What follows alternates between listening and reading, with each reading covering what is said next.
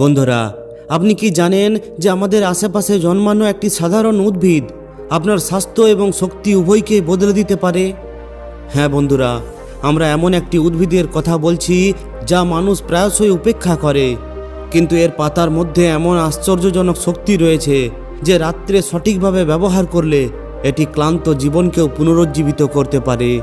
এই উদ্ভিদটি কেবল স্বাস্থ্যের জন্যই উপকারী নয়, বাস্তুশাস্ত্রেও এর তাৎপর্য রয়েছে।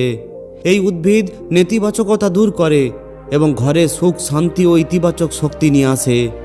তাই যদি আপনি ক্লান্তি, দুর্বলতা বা সম্পর্কের দূরত্বের কারণে সমস্যায় পড়ে থাকেন, তাহলে এই গাছের এই অলৌকিক পাতাটি আপনার জীবনকে বদলে দিতে পারে।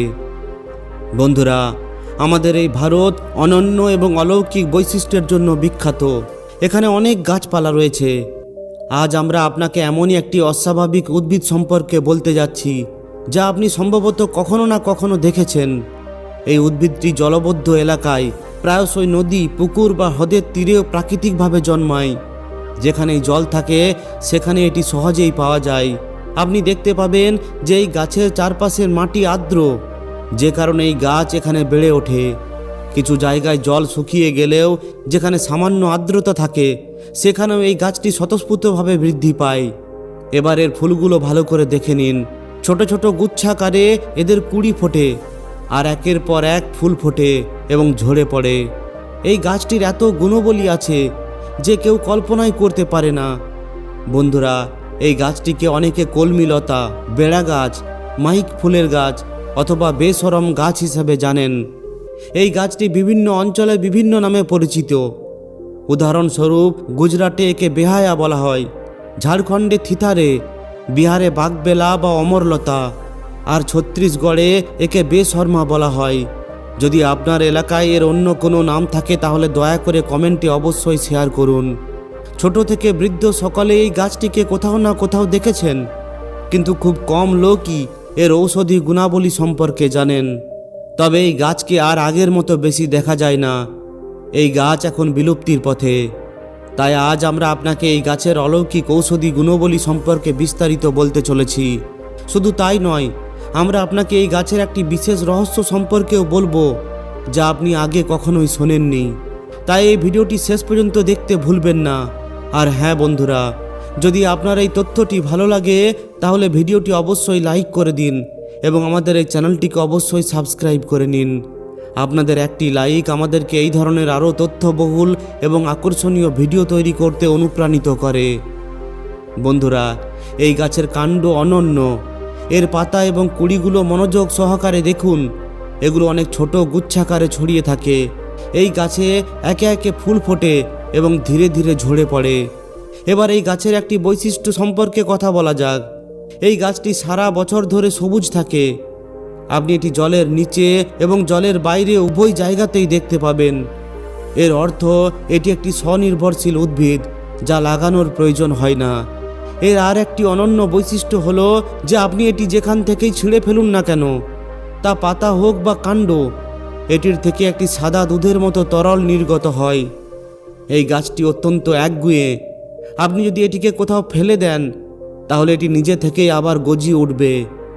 এই গাছ মেরে ফেলা সহজ নয়। ভেঙে ফেলার পর বা শুকিয়ে যাওয়ার পরও এই গাছটি আবার সবুজ হয়ে যায়। আর একটি আকর্ষণীয় বিষয় হলো কোনো গবাদি পশু বা অন্য কোনো প্রাণী এটি খায় না। এর কারণে এটি বিষাক্ত। যদি কোনো প্রাণী ভুলবশত এটি খেয়ে ফেলে তবে ওই প্রাণী পাগলের মতো আচরণ করে। অতএব প্রাণীরা তাদের দূরত্ব বজায় রাখে। যদিও সমস্ত গাছ বিষাক্ত হয় না, আর যেগুলো বিষাক্ত হয় সেগুলোর মধ্যেও লুকানো কিছু ঔষধি গুণাবলী থাকে। যদি সেগুলি সঠিক পরিমাণে এবং পদ্ধতিতে ব্যবহার করা হয় তাহলে সেগুলো অমৃতের মতো কাজ করে। এবার আসুন এর ঔষধি গুণাবলী সম্পর্কে জেনে নেওয়া যাক। যদি কারোর শরীরে কোথাও ফোলা ভাব থাকে তাহলে এর পাতা পিষে সামান্য সরিষার তেল যোগ করে হালকা গরম করুন। এরপর এই পেস্টটি ওই ফোলা জায়গায় লাগান। এতে ওই ফোলা ভাব এবং ব্যথা উভয়ই দূর হবে। যদি কাউকে কোনো বিষাক্ত বিচ্ছু কামড়ায় বা কামড়ে ধরে থাকে তাহলে এই গাছের কাণ্ড থেকে বের হওয়া দুধ আক্রান্ত স্থানে লাগান। বিষের প্রভাব ধীরে ধীরে কমে যাবে এবং ফোলা ভাব ও ব্যথাও কমে যাবে। আপনি যদি চান তাহলে এর পাতা পিষে আক্রান্ত স্থানে লাগাতে পারেন। এবার দাঁতের সমস্যা নিয়ে কথা বলা যাক। যদি কারো পায়োরিয়া হয়ে গেছে, দাঁতে পোকা লেগেছে, দাঁতের ক্ষয় হচ্ছে অথবা মুখে দুর্গন্ধ থাকে, তাহলে এর কাণ্ড দিয়ে ব্রাশ করা অত্যন্ত উপকারী। মনে রাখবেন, দাঁত ব্রাশ করার সময় যে রস বের হয় তা গিলে ফেলবেন না, এটি ফেলে দেওয়া উচিত। তাই বন্ধুরা, সাবধানে এটি ব্যবহার করতে হবে এবং দাঁত পরিষ্কার করতে হবে। এটি খুবই ভালো কাজ করে। বন্ধুরা, পায়োরিয়ার মতো রোগের জন্য অথবা দাঁতের গোড়া মজবুত করার জন্য আর দাঁত চকচকে এবং সুন্দর করে তোলার জন্য এটি টুথব্রাশ হিসাবে ব্যবহার করা খুবই উপযোগী। শিশুদের এটি ব্যবহার করা উচিত নয়, কারণ এটি শিশুদের জন্য অত্যন্ত ক্ষতিকারক হতে পারে, কারণ এর দুধের রস বিষাক্ত। যদি এটি শিশুর পেটে যায় তাহলে এটি ক্ষতির কারণ হতে পারে। অতএব এটি শিশুদের দেওয়া এড়িয়ে চলুন। বন্ধুরা, এখন পরবর্তী উপকারিতা সম্পর্কে বলা যাক। এটি শরীরের মধ্যে যদি আঘাত লাগে কিংবা মচকে যায় তাহলে এর জন্য এটিও চমৎকারী ঔষধ। এখন এটি কিভাবে কাজ করে? উদাহরণস্বরূপ, যদি আপনার কোথাও আঘাত লাগে, মচকে যায় অথবা ফোলা ভাব থাকে, তাহলে এটি একটি খুবই সহজ ব্যবহার। আপনার কি করা উচিত? এর পাতাগুলো নিয়ে তার মধ্যে তিলের তেল বা সরিষার তেল মাখান, হালকা গরম করুন। এরপর যে কোনো আঘাতে, মচকে যাওয়া বা ফোলা স্থানে এটি লাগান এবং কিছুক্ষণ বেঁধে রাখুন। যদি আপনি এটি করেন তাহলে আপনার আঘাত এবং মচকে যাওয়া অনেক উপশম হবে। এটি একটি খুব কার্যকরী ঔষধ এবং এটি খুব ভালো কাজ করে। বন্ধুরা, যদি কারোর কোনোভাবে চুল উঠে যায় কিংবা ছিঁড়ে যায়, যেখানে চুল ছিঁড়ে গেছে সেখানে তীব্র ব্যথা, ফোলা ভাব হয়, তাহলে এটি তার জন্য খুবই ভালো। যদি আপনার কোনো জায়গায় চুল ছিঁড়ে যায় তাহলে আপনার কি করা উচিত? পাতাগুলো পিষে এর পেস্ট লাগান অথবা আক্রান্ত স্থানে এর দুধ লাগান। বন্ধুরা, এটি এইভাবে করুন। যদি ফোলা ভাব বা পচনের অবস্থায় থাকে তবে এটি নিরাময় করে, এটি পচন রোধ করে। আর যদি খুবই তীব্র ব্যথা করে তাহলে সেই ব্যথাকে উপশম করে। এখন আসুন পরবর্তী ব্যবহার সম্পর্কে কথা বলি। দাঁত, খোস পাঁজড়া, চুলকানি এবং একজিমার মতো ত্বকের রোগ, যার সবকটিরই চিকিৎসা করা যেতে পারে। বন্ধুরা, এটি তাদের জন্য একটি দুর্দান্ত প্রতিকার। এটি খুব ভালো। আমি আপনাকে এটি কিভাবে ব্যবহার করবেন তা বলছি। এরও একটি সহজ সমাধান আছে। এই গাছের কাণ্ড ভেঙে দুধ বের করে নিন, এরপর সেটি আক্রান্ত স্থানে লাগান অথবা এর পাতা পিষে পেস্ট তৈরি করুন। দেখুন, এইভাবে ভেঙে ফেললে দুধ বেরিয়ে আসবে। বন্ধুরা, দাঁতের মধ্যে লাগানোর সাথে সাথেই 5 থেকে 10 মিনিট পর আরাম অনুভব করবেন। এটি ব্যবহার চালিয়ে গেলে দাঁত, খোস পাজড়া এবং চুলকানি খুব দ্রুত সেরে যায়।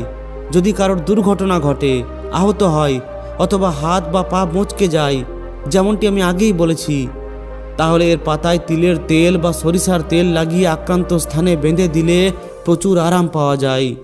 এর আরেকটি ব্যবহার হলো, যদি আপনার ফোঁড়া বা ব্রণ হয় তাহলে এর দুধ লাগালে আপনি অনেক আরাম পাবেন, খুব দ্রুত আরাম পাবেন। একইভাবে এই গাছের আরও অনেক উপকারিতা রয়েছে, তাই আমি আপনাদের কিছু উপকারিতা বলছি। আপনি আপনার প্রয়োজন অনুসারে সবগুলো ব্যবহার করতে পারেন। এটি ব্যথাও কমায়। এটি বিশ্বাস করা হয় যে এর পাতা ব্যান্ডেজ হিসাবে লাগালে সমস্ত ব্যথা দূর হয়ে যায় আর ব্যথা থেকে মুক্তি পাওয়া যায়। এর মধ্যে ব্যথা কমানোর বৈশিষ্ট্য রয়েছে। এই গাছের ব্যবহারে আপনার অনেক পুরনো আঘাতের কারণে হওয়া ব্যথাও কমানোর ক্ষমতা রয়েছে। অতএব যদি আপনি আঘাতের পর ডাক্তারের কাছে যেতে না চান তাহলে এই গাছটি সাহায্য করতে পারে। এই গাছ ত্বকের রোগের চিকিৎসার জন্য ব্যবহৃত হয়। এর অ্যান্টিফাঙ্গাল বৈশিষ্ট্য ত্বকের রোগ নিরাময় করতে সক্ষম।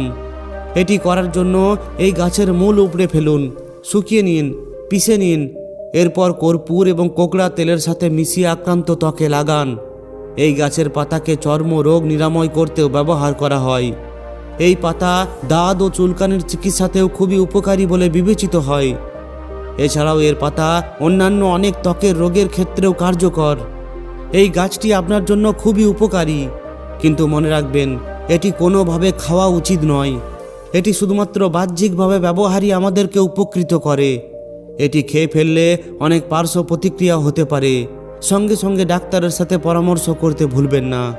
এর সঙ্গে সঙ্গে এই গাছের পাতার রসের ব্যবহার এখন কৃষিকাজেও একটি কার্যকর সমাধান হয়ে উঠেছে, কারণ এর মধ্যে থাকা অ্যান্টিবায়োটিক, অ্যান্টিসেপটিক এবং অ্যান্টিমাইক্রোবিয়াল বৈশিষ্ট্য ফসলকে ব্যাকটেরিয়া এবং কীটপতঙ্গের থেকে রক্ষা করতে সাহায্য করে।